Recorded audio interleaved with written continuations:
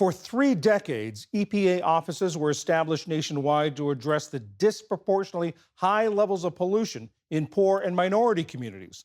Now, the Trump administration is eliminating these environmental justice offices as part of its effort to end DEI programs and to cut what it sees as wasteful spending. Rogin recently spoke with Amudalat Ajasa, who covers environmental health for the Washington Post. Amudalat, thank you so much for joining us. First of all, let's talk about the history of the environmental justice movement and how did it become a part of what the EPA does? Yeah, the history of the environmental justice movement really recognizes the fact that everybody deserves access to clean air, water, and the land that they live on, right? And that was really introduced into the government over 30 years ago by Bill Clinton. He recognized the fact that these inequities needed to be addressed at the government level because it wasn't happening elsewhere. It developed 30 years ago, but folks really felt like their voices were heard under the Biden administration. You know, although some of them felt like the administration didn't go far enough in the legislation that they did pass to make sure that they had cleaner air and water, they felt like for the first time, the risks that they face were really acknowledged. What are some specific examples of environmental justice policies at work and the types of problems that this office set out to address? Some of the policies at work really limited the amount of pollution that industry would be able to pump into the air, the soot that would be allowed to linger in the air, other specific chemicals that they really went after, benzene and other things that for folks who live in Cancer Alley, that's a day-to-day reality for them. And tell us about Cancer Alley. What is that? Yeah, Cancer Alley is an 85-mile stretch in Louisiana that is full of industry that is pumping a lot of air pollutants. And these communities on the front line, the name is dubbed Cancer Alley because for them, cancer is a reality. Cancer, you know, it's either somebody close to them that has cancer, somebody in their family, or they know people in their community. So they have these hot pockets of not just cancer, but other health ailments that the normal American wouldn't be dealing with. But because they're exposed to so many chemicals on a day-to-day basis, that's their reality. I want to play for you.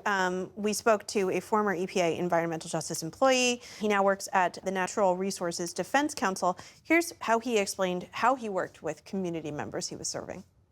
We had a tribal community that was sure that the drinking water that they used for their families and for their animals was contaminated with radioactive toxic elements in it. We worked with them to make sure that we were hearing what was going on with this community. We provided them with technical assistance and eventually a grant that supported that community in actually testing their own drinking water for levels of radioactivity. And sure enough, their water was radioactive. So how are these communities reacting to these offices now being closed?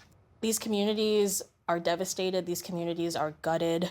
I mean, the Environmental Justice Office really served as a liaison for the community and the government. They were on the front lines in many instances in these regions, really connecting with people and understanding what their local challenges were, you know, considering, like he talked about water contamination, air contamination, wanting to have electric school buses and solar panels. So they really understood what was happening on the front lines, and they were the voice for those communities and the government. So to have that office be completely gutted, for many of them makes them feel like a lot of that relationship is now being cut. And it's a true unraveling of not only what the Biden administration worked to do, but the 30 years of environmental justice work that has been happening in this country.